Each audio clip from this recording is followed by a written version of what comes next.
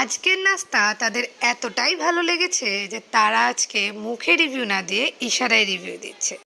আসসালামু আলাইকুম বন্ধুরা, চলুন দেখে নেওয়া যাক হানি চিকেন উইংস রেসিপি। এখানে আমি 6 পিস চিকেন উইংসকে কেটে 12 পিস করে নিয়েছি। আপনারা চাইলে এটাকে 3 পিসও করতে পারেন এক একটা উইংসকে।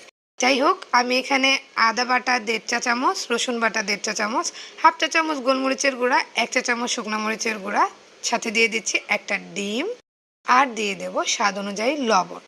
এখানে বলে রাখা ভালো, চাইলে এখানে শুধুমাত্র শুকনো মরিচের গুঁড়াও ব্যবহার করা যেত, আবার গোলমরিচের গুঁড়োও দেওয়া যেত, মানে যে কোনো একটাও আপনারা ইউজ করতে পারেন। আমি এখানে শুকনো মরিচের গুঁড়া দিয়েছি কারণ আমার মনে হয় কালারটা ভালো আসবে। আর গোলমরিচের যে একটা স্মেল আছে সেটা আমার বাচ্চারা নিতে পারে না, এই জন্য আমি শুধু গোলমরিচ দিই না। আপনাদের যদি সমস্যা না থাকে তাহলে শুধু গোলমরিচ দিয়েও এই মেরিনেশনটা করা যেতে পারে।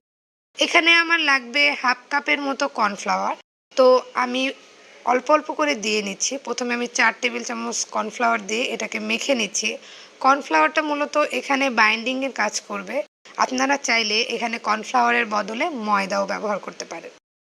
তো প্রথমেই এটাকে আমি ভালো করে মেখে নিয়ে মনে হচ্ছে আমার আরেকটু লাগবে, তো অবশ্যই লাগবে কারণ বলেছি হাফ কাপের মতো লাগবে। তো 4 টেবিল চামচ দিয়েছি, আরও 2 টেবিল চামচ এখানে যাবে।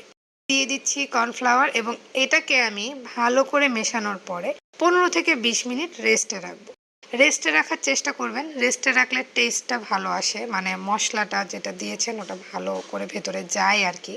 এখানে তেল গরম বসিয়ে দিয়েছি, সাথে পাশে আমি এটাকে আবার একটু ভালো করে মেখে নিচ্ছি। রেস্টে রাখার পর এটাকে আর একটু, মানে যেহেতু মশলাটা নিচের দিকে চলে গিয়েছে তাই আমি উপর নিচ করে দিয়ে গরম তেলে দিয়ে দিচ্ছি চিকেন উইংসের পিসগুলো।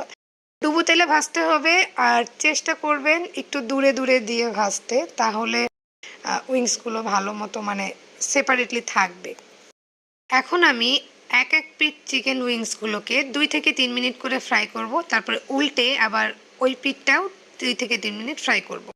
তারপরে আমি এটাকে উঠিয়ে রাখবো। এতে এই চিকেনগুলো সিদ্ধ হবে না, কিন্তু পরবর্তীতে যখন এটাকে আমি আবার ফ্রাই করব তখন এটাকে আমি ঠিক সিদ্ধ করে নেব, সেটা খেয়াল করে রাখবো। আর এটাকে আমি অবশ্যই ডাবল ফ্রাই করব, সেই জন্যই আমি বলছি যে এখন এটা ফ্রাই না হলেও চলবে।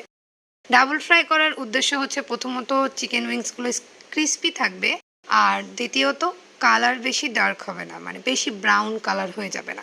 এই জন্য ডাবল ফ্রাই করা। একবারে ফ্রাই করতে গেলে কালারটা একটু ডার্ক হয়ে যায় আর একটু পোড়া পোড়া ভাব আসার চান্স থাকে, তাই আমি এটাকে ডাবল ফ্রাই করব। তো আমি এটাকে ফ্রাই করে উঠিয়ে নিচ্ছি প্রথম ব্যাচ। তো আমার টোটাল সবগুলো চিকেন ফ্রাই